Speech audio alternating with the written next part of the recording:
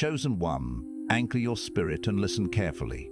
That uneasy feeling in your chest, the hesitation you feel whenever this person comes near you or sends a message, do not rush past it. Maybe you have noticed a change in their tone this week. Maybe their words sound supportive, but their actions leave you confused, drained, or second-guessing yourself.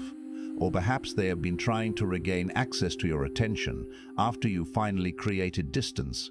Be careful, because your discernment may be warning you to slow down. The pressure you feel is not proof that you should panic, but it may be a signal to observe more closely. The enemy often creates confusion around what is meant to be clear, but today you are being given wisdom to recognize patterns without reacting from fear. This person may be trying to influence you, test your boundaries, or pull you back into an old cycle. Not because you are weak, but because your silence, your distance, and your peace have changed the dynamic. Something in you is no longer available for manipulation, guilt, or emotional confusion. And hear this, what feels like rejection may actually be protection. What feels like loneliness may be the space where your clarity is returning. Think back to that moment recently when you almost explained yourself again, almost responded immediately, or almost accepted an apology without seeing changed behavior. You may have believed that walking away was harsh. You may have wondered whether staying silent made you the problem. But perhaps that pause protected you from repeating a pattern you had already outgrown. You did not lose control. You recovered it. You did not miss your opportunity. You recognized the warning. You did not become cold. You became discerning. You did not find this message by accident. The algorithm may have placed it in front of you, but the meaning you take from it can become a divine appointment, an invitation to choose wisdom over impulse, evidence over promises, and peace over pressure. In the next few minutes, you are going to uncover the specific behavior you should watch, the difference between genuine effort and temporary performance, and the boundary that can protect your energy without requiring anger or revenge. At the end, you will receive a declaration to help you move forward with clarity. Do not rush back into a door simply because someone is knocking. Your future self is depending on you to remember why you left. If you reopen this connection without discernment, you may reset a cycle that your healing worked hard to end. The lie being whispered to you is that you are overreacting, that you are imagining the change, and that you must keep proving your heart to someone who keeps testing your limits. But spiritual wisdom does not demand that you ignore repeated patterns. Proverbs 4:23 says, "Above all else, guard your heart, for everything you do flows from it." That is not a command to live in fear. It is a decree to protect what is sacred within you. So listen closely. You may be right to pause. You may be right to question the motive. But let your confirmation come through consistent actions, not anxiety alone. The heaviness you feel is not necessarily a punishment. It may be your spirit refusing to return to confusion. You are not being cruel. You are learning to be clear. You are not losing this person. You are discovering whether they ever truly honored your peace. And now you have to be careful, because recognizing what is happening does not mean you have to react from the wound it touched. The real danger is not only that someone may be trying to manipulate, confuse, imitate, or undermine you. The deeper danger is allowing their behavior to pull you out of your character and into a version of yourself that no longer hears God clearly. A person may provoke you, but they do not have to possess your response. A situation may reveal dishonor, but it does not have to make you dishonorable. What they intended for disruption must not become the doorway through which you abandon your peace, your wisdom, or the integrity God has been forming in you. There is a holy difference between seeing clearly and reacting quickly. The moment you recognize the pattern, you may feel an intense desire to defend yourself, expose the truth, or make sure the other person knows that you are not blind. But not every truth requires an immediate announcement.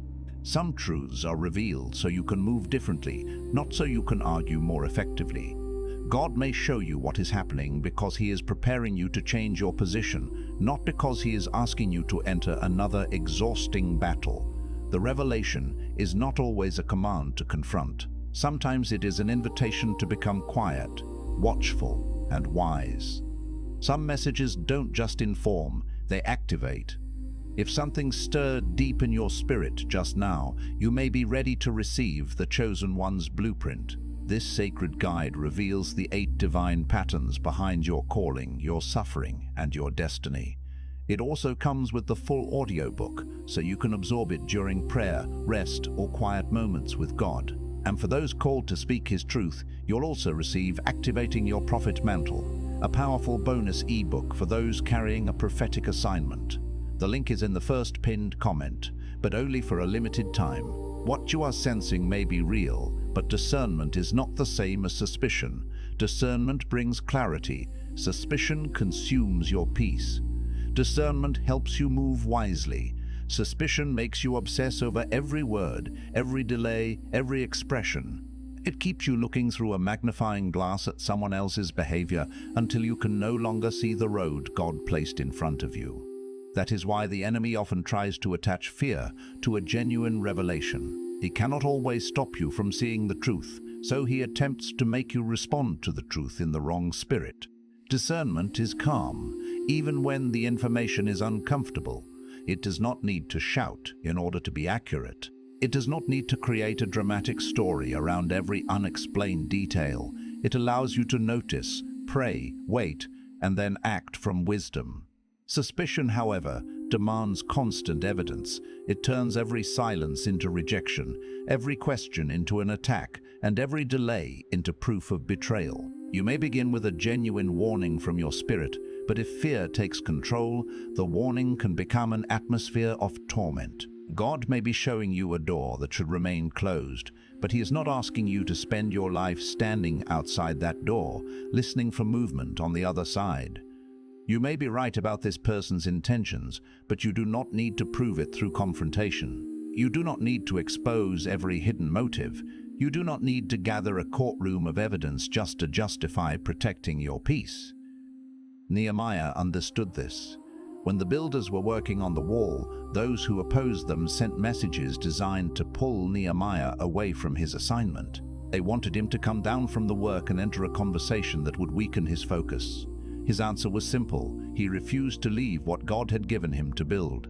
There was a wall rising because a promise was being restored. Every stone placed into position represented more than construction. It represented a people returning to identity, order, and protection. The enemy understood that if Nehemiah could be pulled away from the wall, the work could be delayed.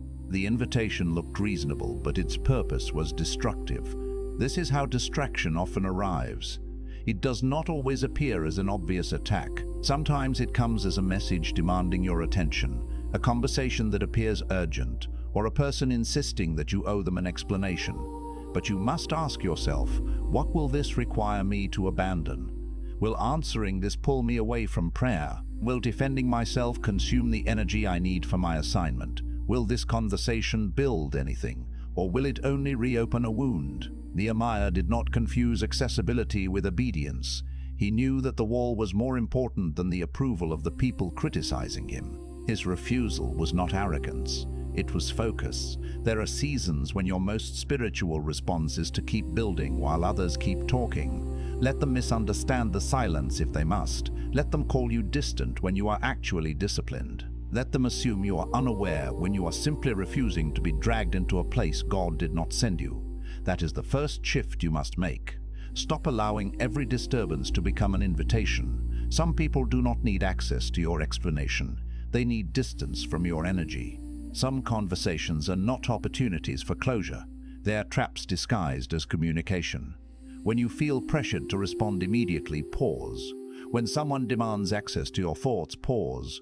When they become offended because you are no longer as available as before, pay attention. A person who benefits from your confusion may become uncomfortable when you begin operating with clarity. The urgency they place on you may not be coming from God. God can lead you firmly without filling you with panic. Manipulation often tries to force an answer before you have had time to pray, breathe, and observe. It says, answer now, explain now, decide now, prove yourself now. But wisdom knows that a delayed response is not always avoidance. Sometimes it is protection. Jesus did not answer every accusation with a defense. There were moments when he remained silent before those who had already decided what they wanted to believe. Silence did not make him powerless. It demonstrated that he was not controlled by the expectations of his accusers. You are allowed to create space between what happens and how you respond. In that space, your nervous system can settle, your emotions can become honest, and the voice of God can rise above the noise. Before sending the message, wait. Before making the accusation, pray. Before reopening access, remember the evidence of the past. You do not have to make permanent decisions in the heat of temporary emotion, but you also do not have to ignore a repeated pattern simply because someone is asking for another chance. But here is where it goes deeper. The reason this person may have been able to affect you is not necessarily because they are more powerful than you. It may be because they found an old agreement inside you. Perhaps you learned early in life that keeping the peace was more important than telling the truth. Perhaps you were trained to over-explain yourself whenever someone misunderstood you. Perhaps rejection taught you to chase people who had already decided not to honor you. Their behavior may have touched a place in you that still believes love must be earned through constant availability. An old agreement is a belief you accepted in pain and began living as though it were truth. It may sound like, if I am useful enough, they will stay. If I am patient enough, they will change. If I explain myself perfectly, they will finally understand. If I forgive quickly enough, I will not be abandoned. These beliefs can become invisible ropes. You may think you are choosing kindness, but underneath the kindness is fear. You may think you are being loyal, but underneath the loyalty is a terror of being replaced. You may think you are keeping peace, while your soul is quietly disappearing in order to prevent someone else's discomfort. The person may have touched the wound, but the wound does not have to remain in control. A trigger is not always a prophecy. Sometimes it is an invitation to revisit the place where you first learned to betray yourself. Notice what you feel in your body. Do you feel compelled to explain? Do you feel responsible for their mood? Do you become restless when they withdraw? Do you believe you must repair every conflict, even when you did not create it? These questions are not meant to shame you. They are meant to bring hidden patterns into the light, because what remains hidden often continues to govern your decisions. And once that hidden agreement is exposed, you can break it. You can say, I no longer need to convince people who are committed to misunderstanding me. I no longer need to abandon my boundaries to prove that I am kind. I no longer need to remain accessible to those who only value me when I am useful to them. That is not cruelty, that is stewardship. Even Jesus withdrew from crowds. Even the one who came to serve did not answer every demand placed upon him.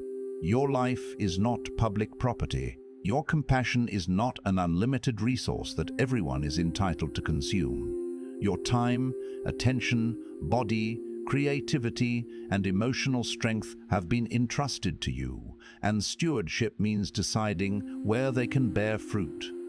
A boundary is not a punishment, it is a gate. Gates are not built because everything outside is evil. They are built because what is inside is valuable. You may have been taught that saying no makes you selfish, but a holy no can preserve the yes God gave you. You cannot say yes to your healing while saying yes to every environment that keeps reopening the wound. You cannot say yes to your calling while allowing every person with an opinion to interrupt your obedience. Even the temple had doors, and even the city of Jerusalem had walls. Protection is not proof that love is absent. Sometimes protection is proof that wisdom has arrived. Now, once you understand that, you must examine the pattern rather than merely studying the person. You may be focused on what they are doing, but heaven may be showing you why you keep tolerating similar behavior. The face changes, the setting changes, the language changes, but the pattern remains familiar. You keep finding yourself around people who take more than they give. People who celebrate your gifts privately but compete with them publicly. People who need your light but resent the fact that you shine. Maybe the pattern is not always obvious at first. It may begin with intense attention, quick familiarity, and promises of loyalty. Then slowly the admiration becomes entitlement. Your availability becomes expected. Your boundaries become an inconvenience. Their needs remain urgent, but yours are treated as excessive. They may praise your strength while secretly depending on you never to use it against them. They may tell you that you are special, but only as long as you remain convenient. Look beyond isolated moments and ask what the relationship consistently produces. Does it produce peace or confusion, courage or self-doubt, mutuality or exhaustion? Does being around them make you more honest before God, or does it make you perform a version of yourself to avoid conflict? Jesus said that a tree is known by its fruit. People can speak beautifully, make spiritual claims, and present a polished image, but the fruit of their presence in your life will eventually reveal what their words conceal. This does not mean you cause their behavior. It means you are being invited to stop participating in the cycle. There is a difference between being compassionate and being available for repeated violation. Ruth showed loyalty, but she did not remain attached to the place that had emptied her. She moved with Naomi toward a new field, a new covering, and a new season. Sometimes your next chapter begins when you stop returning to the field where you were constantly being overlooked.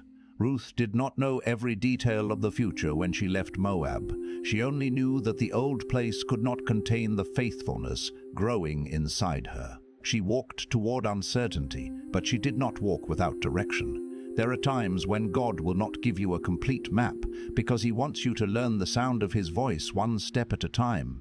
The new field may look ordinary at first, like a place where you are simply gathering leftovers. But obedience can lead you into a harvest you could not have recognized from the old season. You may feel guilty for leaving people who are struggling, but remember that you are not their savior. You can pray for them without becoming responsible for their transformation. You can care about their pain without allowing them to make your life a permanent emergency. Love does not require you to stand in the path of someone who repeatedly chooses to harm you. Sometimes the most honest form of love is to stop rescuing someone from the consequences of their own choices.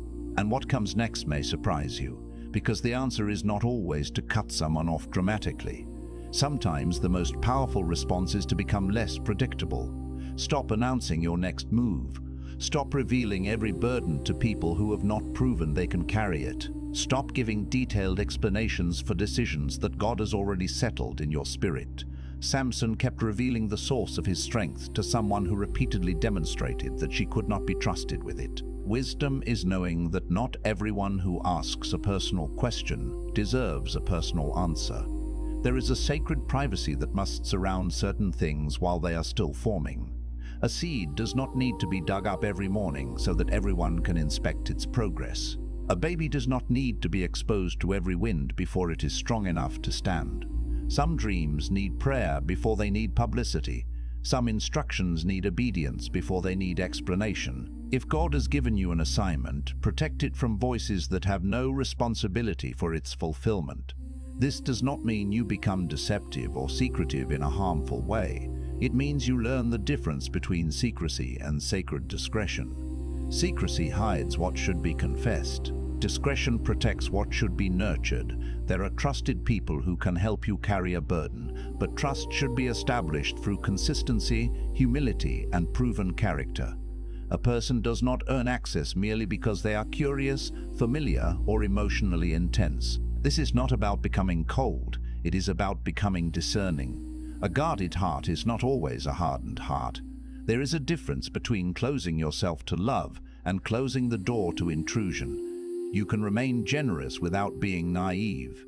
You can forgive without restoring access. You can bless someone's life from a distance without placing your destiny back into their hands. Forgiveness releases you from the desire to collect payment for the wound, but reconciliation requires evidence of change. These are not the same thing. You can release bitterness and still remember what happened. You can pray for someone and still choose not to trust them with the same level of access. Even Jesus loved people perfectly, yet he did not entrust himself to everyone because he knew what was in the human heart. Love can be open in spirit and wise in practice. But wait, before you move forward, you need to see this. Some people are not attacking your weakness. They are reacting to your emergence. Your growth confronts what they have chosen not to face in themselves. Your boundaries remind them of the access they abused. Your confidence reveals the insecurity they tried to hide. Your obedience exposes the compromises they had normalized. That is why certain people become strangely critical when you begin healing. They were comfortable with the version of you that needed their approval. When you were uncertain, they could define you. When you were exhausted, they could direct you. When you were exhausted, they could present themselves as the authority over your choices.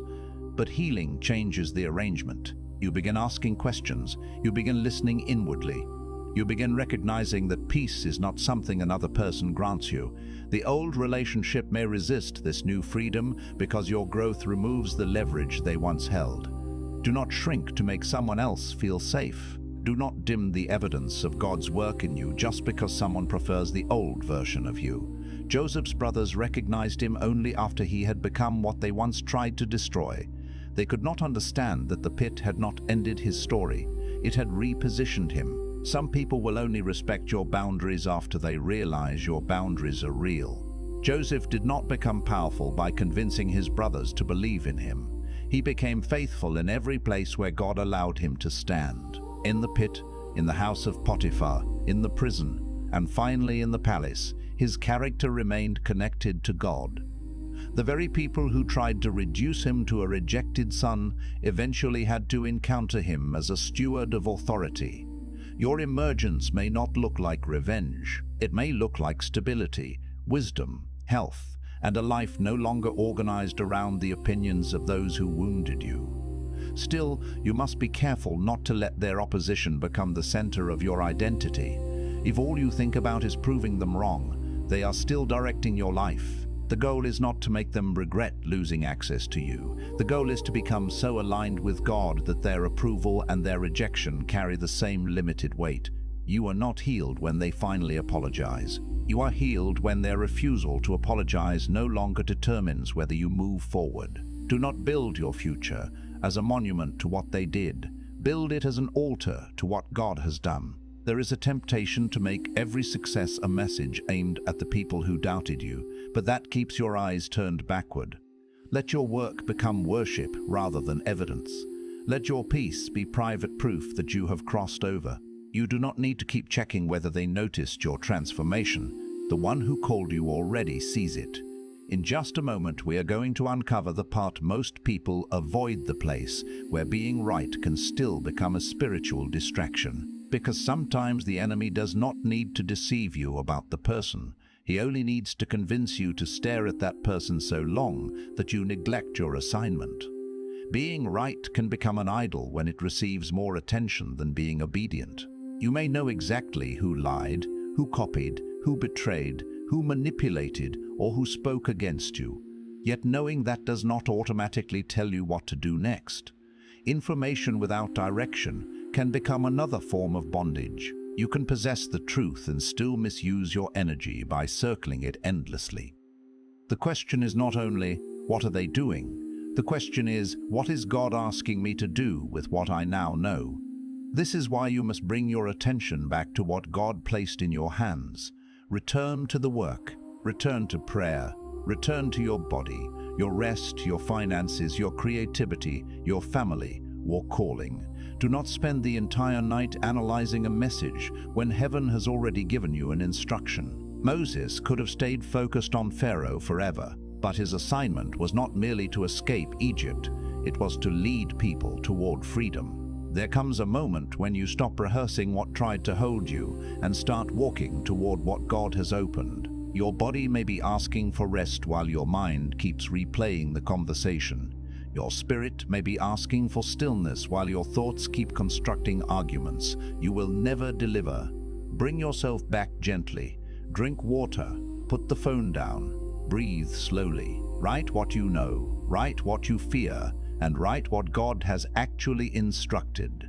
These simple acts can help separate revelation from imagination and wisdom from emotional noise. You are not ignoring the problem by caring for yourself. You are making yourself strong enough to respond without losing your center.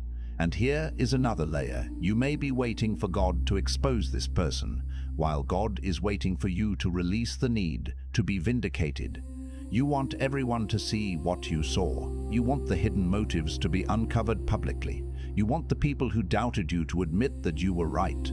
But divine justice does not always arrive as a public announcement. Sometimes justice is the quiet restoration of your peace. Sometimes God proves the truth by sustaining you after the accusation has lost its power.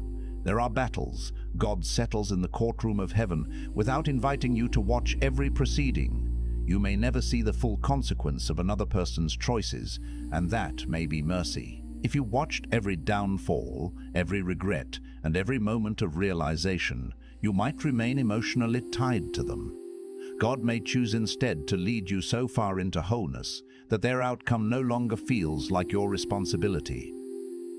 David did not have to convince Saul that he was anointed. Saul's insecurity did not cancel David's calling. And David's restraint was not weakness. It was evidence that he would not become what he had been wounded by. This is where you must be honest with yourself. Are you asking God for protection while secretly hoping He gives you permission to retaliate? Are you praying for exposure because you want freedom or because you want to watch the other person fall? David had opportunities to take revenge, yet he understood that destiny is not secured by violating your character. The throne God promised him did not need to be seized through rage. There is a type of strength that can hold a sword and still choose restraint. That strength does not come from passivity. It comes from knowing that God is capable of defending what He ordained. You may be tempted to strike back because you believe silence will make you look weak, but heaven is not measuring your power by how loudly you respond. That question may sting, but it is necessary, because the final chain is often not the person's behavior. It is your emotional attachment to their downfall. You can be correct about their manipulation and still be bound to them through resentment. You can identify the betrayal and still keep handing them your attention. You can walk away physically while carrying them mentally into every room you enter. Resentment can become a hidden form of companionship. You wake up thinking about them, work while thinking about them, pray about them, and measure your progress against them. Even when they are absent, they remain present because your inner world keeps inviting them back. This is why release must happen, not only in your calendar, but also in your imagination. Stop rehearsing imaginary conversations where you finally make them understand. Stop creating speeches for an audience that may never gather. Your peace will not be found in the perfect sentence. It will be found in no longer needing to say it. The unexpected revelation is this: the thing blocking your next level may not be their deception. It may be your continued desire to receive from them what they were never equipped to give you: confirmation, fairness, apology, recognition, or closure. You keep returning to the same emotional door, hoping the person who wounded you will become the person who heals you. But God may be asking you to stop waiting for permission from the source of your pain. You may be waiting for the person who rejected you to affirm your worth, for the person who lied about you to tell the truth, or for the person who abandoned you to return and acknowledge the depth of your love. But some people do not possess the maturity required to give you the thing you are seeking. Their inability is not evidence that you are unworthy. It is evidence that you have been asking an empty well for water. God can use community, wise counsel, and healthy relationships to help heal you. But your identity cannot be placed in the hands of someone who has demonstrated that they do not know how to hold it. The Father named Jesus beloved before His public ministry reached its fullness. Your worth is not waiting for another human being to verify it. It was established before their opinion existed.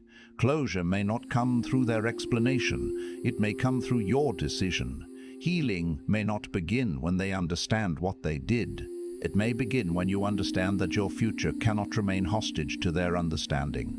The prison door may already be open, but you are still standing inside, waiting for the jailer to admit that you were mistreated. A decision can be a form of deliverance. You decide that the conversation is over. You decide that the pattern will not continue. You decide that you will stop bargaining with what God has already made clear. You decide that the unanswered questions will not prevent you from taking the next step. The past may never become clear in every detail, but your direction can still become clear enough to move. So release the expectation. Release the need to be believed by everyone.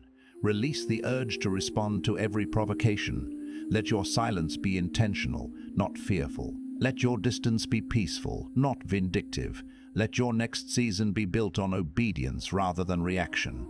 If God is truly leading you, you will not have to manipulate outcomes, chase recognition, or fight every battle with your own hands. Release does not mean you approve of what happened. It means you refuse to let what happened become the ruler of what happens next. Place the matter into God's hands, not because you are pretending it did not hurt, but because you trust Him with justice more than you trust your own anger. The Lord is able to restore what was lost, expose what needs to be exposed, and redirect you toward relationships where honor does not have to be begged for. Place your hand on your heart and declare this with me. I release every need to be understood by people committed to misunderstanding me. I release the desire to retaliate, expose, or prove myself. I receive wisdom, peace, courage, and clear discernment. I forgive myself for ignoring what I now understand, and I forgive myself for ignoring what I now understand, and I forgive others without returning to the places that harmed me. I will protect what God entrusted to me. I will move without fear. I will not confuse access with love, attention with honor, or conflict with purpose. I am free to walk forward, and I trust God to reveal what I need to know in the right time. Let those words move beyond a declaration and become a new way of living. When the old pressure returns, remember that you do not have to reopen a door simply because someone knocks. When guilt rises, remember that boundaries do not cancel compassion. When the desire to prove yourself appears, remember that fruit speaks over time. When fear tells you that you are alone, remember that God can lead you through a wilderness and still bring you into a place of abundance. You are not losing your future by releasing what was never aligned with it. If this message spoke directly to what you are facing, do not respond from emotion tonight. Sit with it, pray over it, and ask God for one wise action rather than 10 impulsive reactions. Then share in the comments, "I choose peace and discernment," as a declaration that you are no longer allowing someone else's behavior to govern your spirit.